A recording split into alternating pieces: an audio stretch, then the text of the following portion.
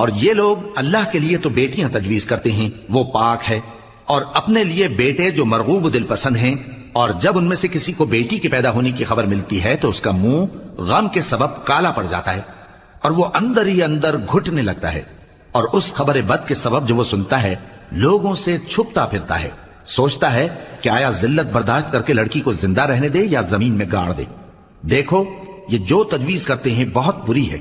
जो लोग आखिरत पर ईमान नहीं रखते उन्हीं के लिए बुरी मिसाल है, और अल्लाह को सिफत आला जेब देती है और वो गालिब है, हिकमत वाला है। और अगर अल्लाह लोगों को उनके जुल्म के सबब पकड़ने लगे तो एक जानदार को जमीन पर न छोड़े, लेकिन उनको एक वक्त मुकर्रर तक मोहलत दिया जाता है। फिर जब वो वक्त आ जाता है तो एक घड़ी न पीछे रह सकते हैं न आगे बढ़ सकते हैं। और ये अल्लाह के लिए ऐसी चीजें तजवीज करते हैं जिनको खुद नापसंद करते हैं,